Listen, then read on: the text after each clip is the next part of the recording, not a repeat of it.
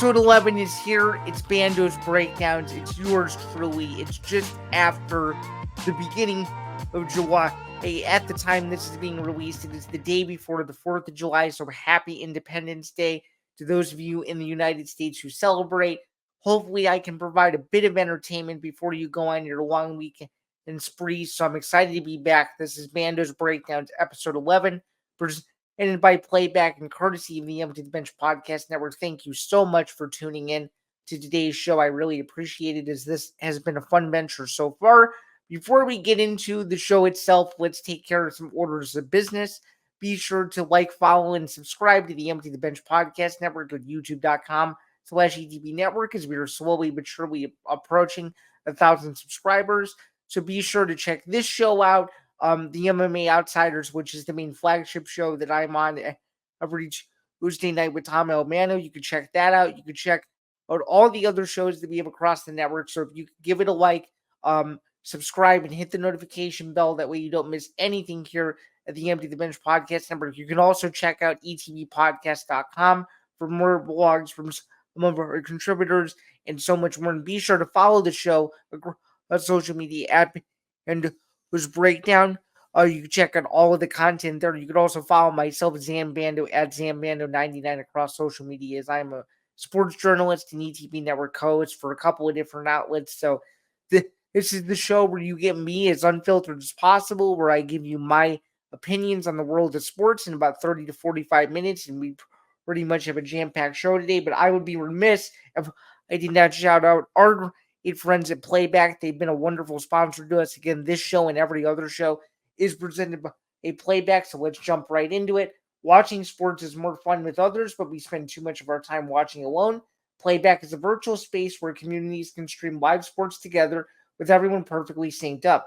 Creators can hop on stage, deliver their own play-by-play analysis and commentary, and invite viewers up for Q&A. Playback makes watching sports fully interactive and a social experience, from playing fantasy sports, repping your favorite players and teams, and watching with the commentators and communities you care about.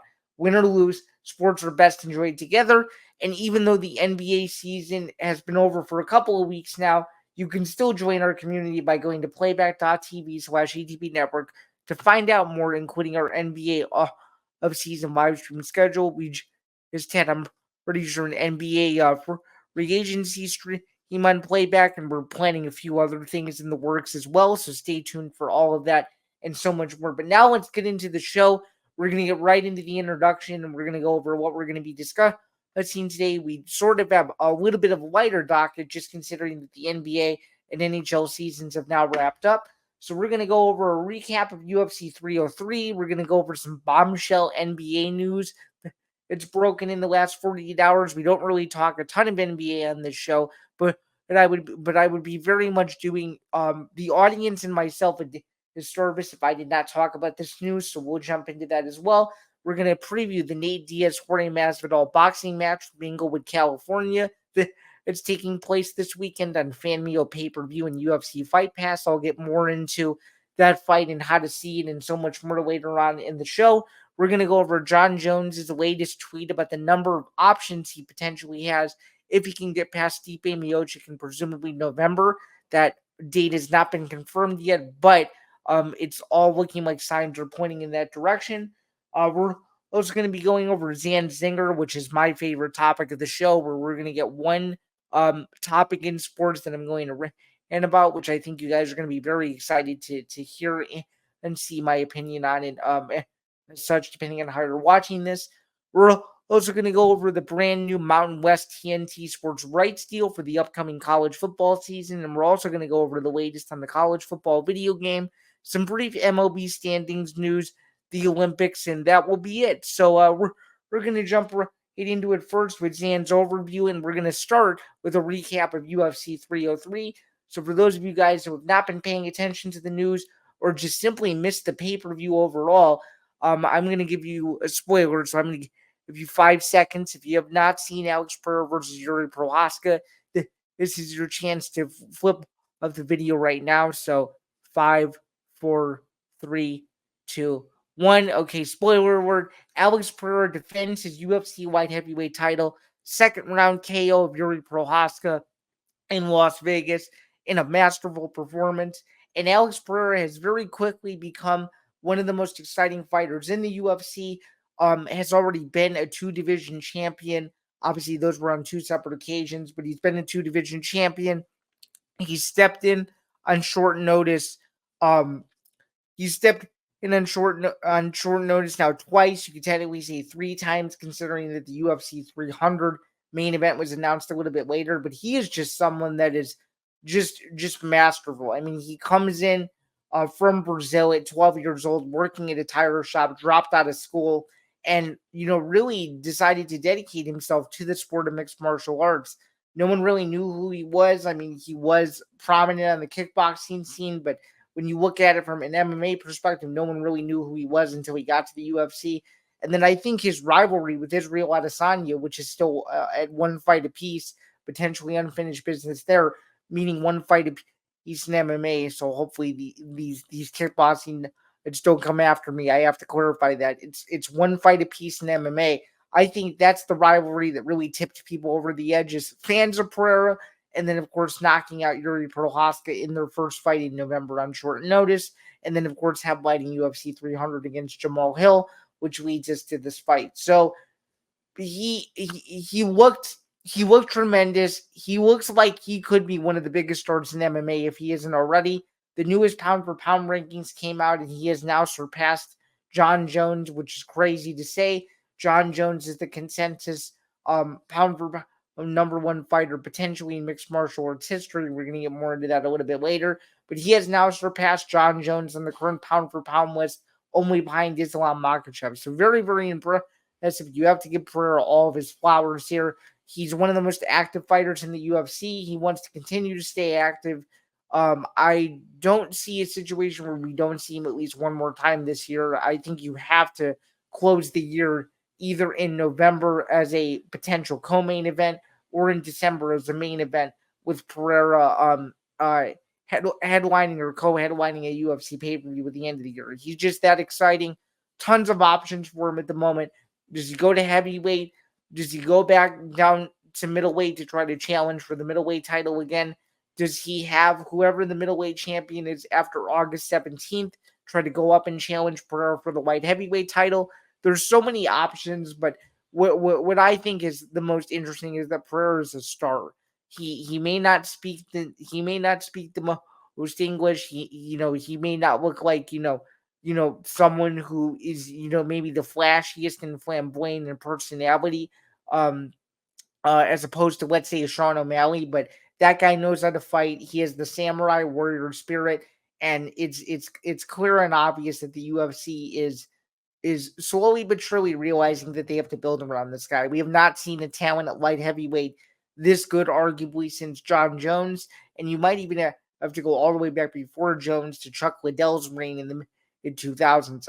I mean, Bird's knockouts are just ferocious, and he's definitely must-see TV. You also have to give a quick shout-out to the co-main event fighters, too. I'm sure you guys know, but Dan Ige taking Brian Ortega's place on hour's notice to fight at a catchweight against Diego Lopez is one of the hottest lighter weight prospects in the UFC right now. And to go 15 minutes and to win one round, given the circumstances he was in, very, very impressive. The rest of the card was kind of hit or miss, but the card went over the top with the main event. And in a nutshell, that's everything that took place at UFC 303. UFC 304 will be taking place at the end of July from Manchester, England. Leon Edwards versus Bilal Muhammad for the welterweight title. And for those of you guys who have been missing it, because I know some of you guys have, for the loyal listeners out there, the UFC picks record is currently sitting at 152, 119, and 3. I had a little bit of a rough weekend last weekend at 6-7. There is no UFC event this coming weekend, but hopefully when UFC Denver rolls around on July 13th, we can get right back at it. So now we're going to transition. We're going to switch gears from the UFC to the NBA. So we had a lot of different NBA kind of news and notes of everything that occurred with free agency. But to me, the biggest free agent signing is Klay Thompson to the Dallas Mavericks. This is, to me, unbelievable. I'm sure if you're a Golden State Warriors fan, this is really sad. Probably very reminiscent of when the 90s Bulls broke up. So let me kind of read the terms and stipulations of this contract. So it is a 3-year, $50 million deal, according to Woj. And just briefly here, it says the deal negotiated by his agent Greg Lawrence of Wasserman required a multi-team sign and trade that sends Mavericks guard forward Josh Green to the Charlotte Hornets and 2 second-round picks to the Warriors. So obviously it's very interesting. It seems like there's a lot of moving parts there. Klay Thompson had a 13-year career with the Golden State Warriors. His relationship with the franchise, for the most part, has become strained in the last couple of years just due to decision making and other things like that. Going into his future run with the Mavericks, if you will. Klay Thompson, despite the Warriors not having the greatest season, still did manage to average 17.9 points per game with a season which was his lowest in the last decade. So that just goes to show you how good Klay Thompson has been for the last several years and how good the Golden State Warriors have been and for the last several years. I mean, they've been the modern era version of what the Bulls were in the 1990s. So it's definitely sad to see if you're a Golden State Warriors fan, but man, teaming up with the Mavericks and teaming up with the guys that they have, a team that really did implode at the end of the postseason, and with last year, and a team that really a lot of people thought that they could go, or excuse me, a team that it's in the it imploded in the NBA Finals just a couple of weeks ago because everybody thought that Celtics series was going to be really good. But now getting Klay Thompson, that is a massive upgrade. As we all know, the Mavericks were unable to hang with the Celtics last year and lost in 5 games. So this is definitely a key piece to keep them in contention in the Western Conference. So it'll be very exciting to see what the Mavericks continue to do both in free agency and just what they can do moving forward to maintain the current quarter that they have. So that'll be really exciting to see, and obviously a major loss for a Golden State Warriors team that to me just seems to be in total rebuild mode, and they're still trying to find their newfound identity as we get closer and closer to the 2024-2025 season. But what a way to start for free agency, if you will. All right, now we're gonna move from the NBA to the boxing arena now. So this weekend with no UFC, the biggest fight of the weekend is going to be Nate Diaz versus Jorge Masvidal. This is taking place in Inglewood, California. This is a rematch of a fight that took place about 4.5 years ago or so. This was all the way back at Madison Square Garden in 2019 with Jorge Masvidal coming away with a win there. That was in MMA. This is in boxing. I don't think this fight should be happening per se. Nate Diaz also agrees. He was convinced to do this fight, according to several interviews that I've read and listened to. He wanted to do this rematch in MMA, but they just felt, for whatever reason, both sides felt that boxing was the proper was the proper situation here. So I mean, I guess in a sense, if you're a hardcore fan and you like both of these guys, you should be excited on some level, but this is just filler in my opinion. As I just alluded to a minute ago, there's no UFC this weekend, so it remains to be seen how well this does on pay-per-view. But let me just give you guys a few brief run-throughs of just how you can see this thing. So basically, it'll be taking place on a streaming service called Fanmio Pay-Per-View. Is what it's called, and which is like I don't know if you call it really a streaming service or a social platform. I had really never heard of it before this, but just to give you a brief run through here, Masvidal. This is according to SportsKey.com. Masvidal versus Diaz will stream on a live streaming service Fanmio in the USA and UK. The pay-per-view price for the event is $79.99 in the United States and £63.99 pounds in the UK. So that's a bit of a brief overview as to how you can see it. It's to me it's streaming only. Fanmio is the main service that this is going to be on, but UFC Fight Pass will be the other home of this. It'll also be for the same price, and until April 12th, we're obviously way past April 12th now.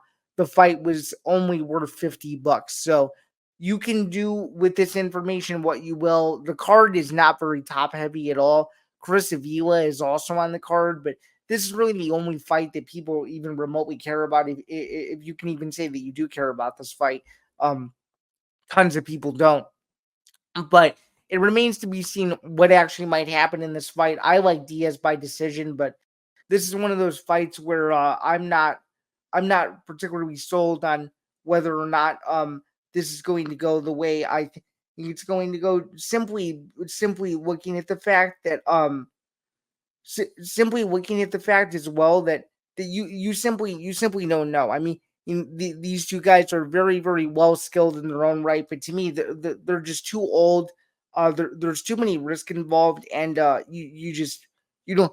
Oh no, that's the interesting part that I think people are failing to realize is that this could very well easily just be a cash grab, and they could get out of there unscathed and move on with the rest of their careers, but these guys are at the tail end, and you just want to pick up a nice payday. So this is not a fight that people should that people should be clamoring to see. But if you're a hardcore fan of both of these guys, I guess pick your poison, if you will. Let's move to something a little bit more substantial. UFC heavyweight champion Jon Jones has publicly come out and said he's reconsidering his options post retire. Or sorry, I did not mean to put words in my mouth. He is reconsidering his options post potentially beating Stipe Miocic in presumably November, like I mentioned earlier. A fan asked him, would he consider retiring, even beating Stipe, knowing what's going on? And he said, quote unquote, the options are looking crazy right now. So let's take a look at what his options might actually look like. So as we all know, the heavyweight landscape is twofold.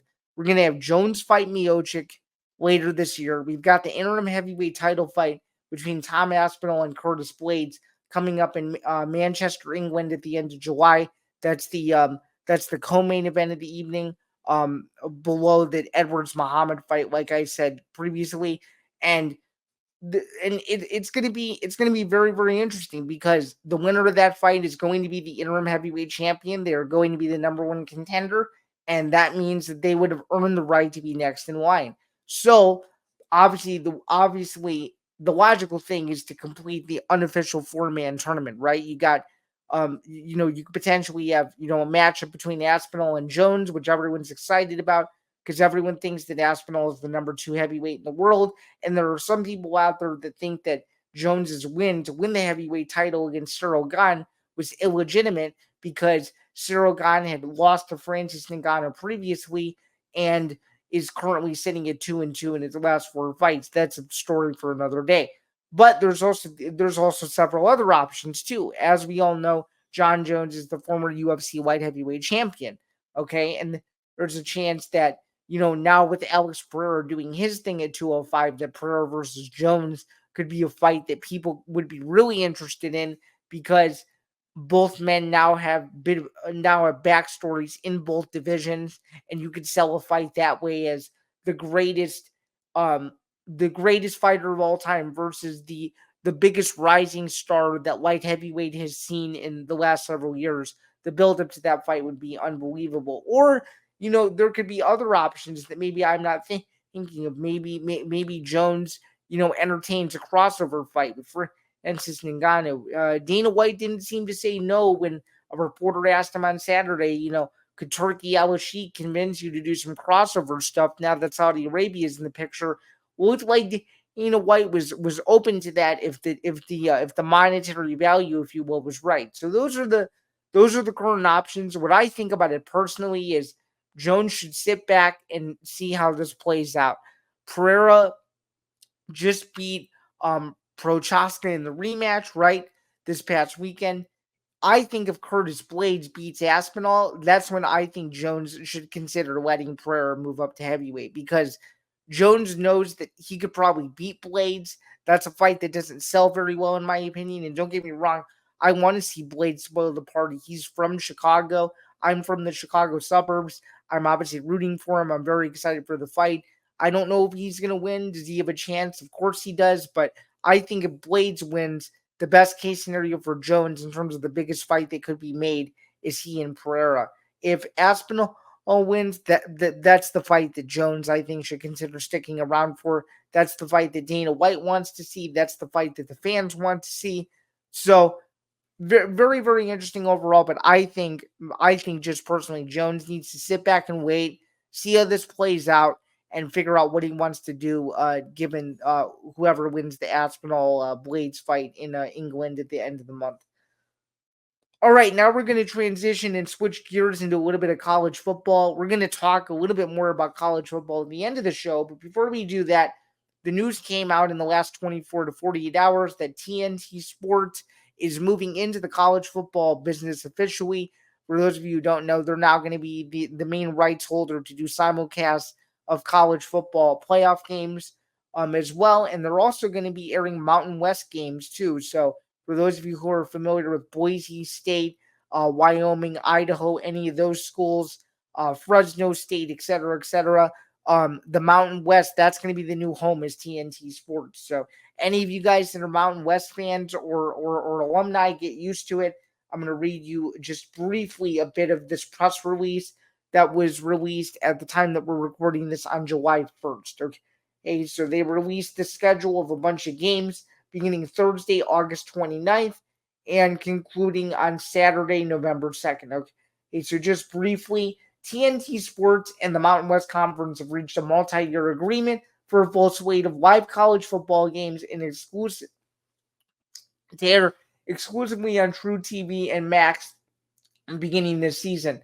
True TV and Max will present 14 Mountain West college football games during the inaugural season with coverage kicking off with San Jose State hosting Sacramento State Thursday, August 29th at 7 p.m. Pacific, which is 10 p.m. Eastern for those of you out east. That's 9 p.m. Central for people like myself. The first Saturday game on True TV and Max will take place 2 days later, where San Diego State hosts Texas A&M Commerce at 5 p.m. Pacific. True TV and Max will be home to 4 Saturday Mountain West doubleheaders, including September 7th, 14th, 21st, along with October 12th, and single games on the 5th, 19th, and 26th of October, as well as November 2nd. Just a brief quote here from the Mountain West Commissioner, and then I'll give my quick thoughts on it. TNT Sports provides the Mountain West with a third national television partner to showcase the outstanding student athletes across the league, said Commissioner Gloria Nevarez. TNT Sports has always been a leader in sports broadcasting, and adding one of the top conferences in the FBS to its lineup will certainly be a benefit to the Mountain West and college football fans across the country. I agree. For college football fans at large, this is brilliant. The TV networks are taking over the sport. You obviously have the Big Ten with their rights deals. You've got the Big Ten on CBS, NBC, and Fox. You got the SEC overtaking ABC and ESPN. Now you have the Mountain West taking over the TNT True TV Turner family of networks. You love to see it. The more college football that you can get, the better. It gives you more variety of games to see, especially if there are other games on other networks that maybe aren't as competitive. And for those of you who are Mountain West alumni, as I just mentioned a few minutes ago, now watching your teams has never been easier with this new rights deal. So I'm not even a Mountain West fan by any means, but as someone who likes college football, knowing that Mountain West football is accessible to me almost every Saturday on a weekly basis, that makes me really happy as someone who likes to have a menu of games to pick from every single Saturday and knowing what kind of the slate is every single week. So this is good to see from a Mountain West perspective. Very, very happy that they were able to come to a deal here. And I'm excited to see the quality of games, who ends up becoming good out of this whole thing, and if this becomes a regular thing for viewers on Thursday, Friday, and Saturdays as well. So very, very exciting overall, and something that I don't think is getting enough respect. That's going to wrap it up for Zan's overview. We're going to jump into Zan's Zinger now, where I give a rant on something in sports that really, really makes me passionate. And this week, there's no way I could not talk about the verbal spat that Dana White had with Kevin Iole, formerly of Yahoo Sports, who is now running his own website, KevinIole.com, and a discussion they got into regarding the pound-for-pound best fighter in mixed martial arts. So just to give you a little bit of context, Dana White was present at the UFC 303 post-fight press conference, and he was asked by Kevin Iole why he didn't seem so sold on Jon Jones, letting Pereira move up to heavyweight to fight him, to see who the best, guy in the upper weight divisions is. And Dana proceeds to go on what was a 3-minute rant or so, but a minute and 30 seconds of that was Dana White attempting to convince Kevin Iole who the number one pound for pound fighter in the world is. Also, Mike Bond brought up a question whether or not his pound for pound stance had changed from UFC 302 in New Jersey earlier in the month to what happened at UFC 303, and the answer is a resounding no.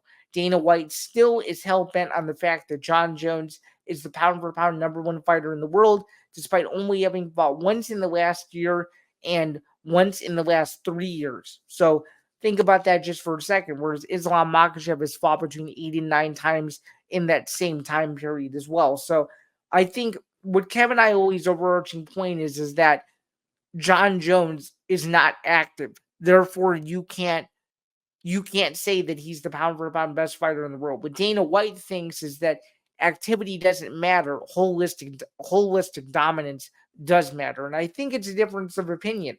I really do. So I'm just going to be blunt and say this. I think they're both wrong in a sense. I really do. I think they're both wrong. When you compare other sports, it's weird to me when people say, "Oh, Tom Brady, was better than Michael Jordan," or for example, Tiger Woods, is better than well, let's just say I'm just going to use an example. I don't even know this person's name, but let's just say somebody says, "Oh, Tiger Woods is better than the greatest cricket player ever." I couldn't even tell you the greatest cricket player ever was. But my point in saying it is, it's hard to compare this pound for pound number one thing or the greatest of all time thing when holistically, when you talk about the greatest of all time, it's all related to different sports. Thankfully, this is the same sport, but I think when you look at pound for pound currently, you have to look at activity. And I think looking at activity eliminates Jon Jones from the conversation. Okay. If Jon Jones had maybe fought Tom Aspinall for the heavyweight title instead of Cyril Gane, if Aspinall was 100%, we might be having a different discussion. But him only fighting once in the last 3 years versus Islam Makhachev, which basically dominated his division, has defeated the best featherweight potentially of all time in Alexander Volkanovski twice, and defeated arguably one of the greatest uncrowned champions of all time in Dustin Poirier, and doing it in a 3 to 4 year period. I think says a lot. I really do. And if you want to take it one step further, when Jon Jones beat Cyril Gane, he was not the best heavyweight in the world. The best heavyweight in the world had already left the UFC. He had already left the UFC to see if he could test himself in another combat discipline and get paid. I don't even have to mention his name. Everybody knows who I'm talking about when I'm referencing him. So I think this is a whole painted narrative by the promotion to get you to believe that currently Jon Jones at heavyweight is fighting the best fighters in the world when he's clearly not. And I think Islam Makhachev's resume says something as well as Alex Pereira's. Alex Pereira just moved into the number 2 spot in the pound for pound above Jon Jones. So what is that? What does that tell you? Pereira's run at light heavyweight so far has been nothing but masterful. He saves cards. He has a minor toe injury. He puts his toe back in where it's supposed to go, and he's instantly training on Monday morning. That says a lot. So I think they're both wrong, and I think the best pound for pound fighter in the world at this current moment is Islam Makhachev. Alex Pereira is right behind him at number 2. You can even put him at 1A or so, and I think number 3 is Jon Jones. I think the media has it absolutely correct. I think the media knows what they're talking about. Dana White likes to say that the media doesn't know. The media definitely knows. They watch everything. They know exactly what they're talking about. And if Jones was number 1 in this current rankings, I would consider it a joke considering his lack of activity. But that's gonna do it though for that's gonna do it though for and Zinger. We're going to now look ahead and try to wrap up the show as quickly as we can. I'm going to remind you about the Olympics. Those are taking place in the middle of July. There's a lot of different kinds of coverage going on. And with the Olympics, as the Olympic trials have been going on over the last several days, I just want to give you guys dates of when the Olympics officially begin. so that way I'm not misconstrued or anything. So it'll be taking place Friday, July 26th, all the way to August 11th. It'll be taking place on the entire family of NBC networks. Once the Olympics really gets underway and things start to happen with all the other sports, if anything major happens, I'll be sure to talk about it. And also, you can even check out Game Changers, one of the newer shows on the network with Mackenzie, Meany, and Kelsey Dorsey. They've already talked about the Olympics a little bit. I think we're going to go into that a little bit more, but I will also have my own perspective on all of this with in the when the Olympics officially get underway in the next couple of weeks. Looking at the current MLB standings, it's something I've done over the last couple of weeks now. So let's go through it. The Baltimore Orioles um, and the New York Yankees are at the very top of the American League East. That's an exciting race, though. The Boston Red Sox are only a couple of games above 500, but they're still in the mix, sitting at third place in the American League East. So that's an exciting division in itself. Looking at the American League Central, the Cleveland Guardians have a nice, comfortable lead over the Minnesota Twins as they are up 6 games in that division. At the time that we're recording this, they have a 52-30 record. Looking at the American League West, the Seattle Mariners have mostly dominated this division almost all year, sitting at 47-39 overall.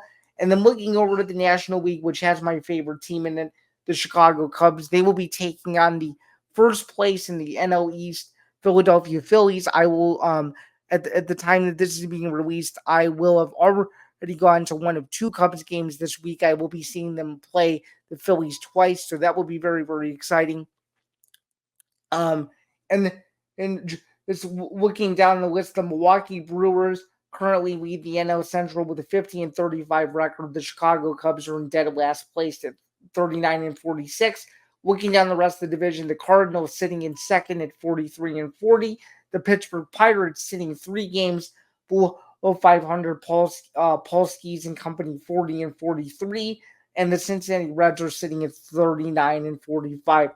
The Dodgers continue to dominate Major League Baseball, sitting at a 52-33 record in the NL West. They're running away with that division, and that's going to wrap it up from an MLB current standings perspective. So that's definitely very exciting as we move closer and closer into obviously the beginning of July right now, but as we get closer and closer to the playoff push. Um, Final topic of this look ahead, though, is the college football video game. As we all know, it is going to be taking place and being released July 19th to PlayStation 5 and the latest Xbox consoles as well. And more news is coming out about the game. This is going to be the most advanced college football game ever since its inception, in my opinion. And that's not even an understatement. I think that's a fact. I mean, this is the most modern day look at the game itself. You got NIL, you got the transfer portal, you got dynasty mode, you have exhibition mode, you got the 12-team college football playoff mode, which is unbelievable. You can literally play the college football playoff mode with any teams you want in a 12-team tournament and see how that plays out. It's an unbelievable game. If you were even remotely a little bit a fan of video games or a fan of college football, this is a must-buy game. You can pre-order the game for $150 right now on EA's website, but do it fast. As July 19th is going to quickly be here before you know it. And the biggest package, which I believe it's called the Ultimate package or the Deluxe package, gets you the Madden NFL 25 video game included. So a lot to be excited about from a college football standpoint. Is we are slowly but surely getting closer to college football season.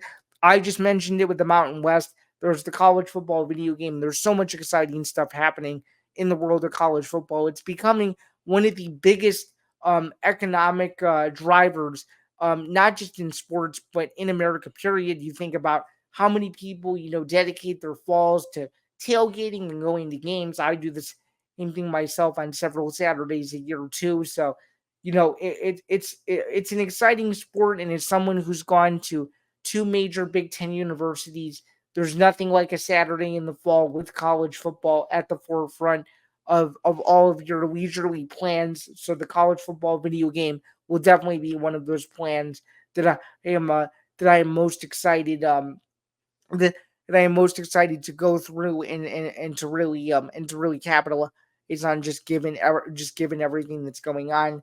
in the world of college football and in the world of sports and really in the world of entertainment. All right, I think that's going to do it for this edition of episode 11 of Bando's Breakdowns. Thank you again for tuning in to another exciting edition of the show. Just wanted to give you guys a quick reminder that you can listen to the show wherever you get your podcasts, whether it's Apple Podcasts, Spotify, YouTube Premium, and so much more. If you're only listening to me on the audio-only platforms, be sure to switch back over to our YouTube home and watch the YouTube feed as it premieres. YouTube.com/ETB Network is where you can find us here. Again, and my name is Zain Bando. I'm a sports journalist and an ETB Network co-host. Thank you again for tuning in to another edition of Bando's Breakdowns. This was a ton of fun, and I hope to see you guys next week after the 4th of July, where we will get closer and closer to fall sports and so much more in the happenings of the quote-unquote dead period of the summer. So I will try to make it as entertaining as I can. But until then, see you guys later. Have a wonderful rest of your week and enjoy your 4th of July for those of you who are celebrating. Have a good one.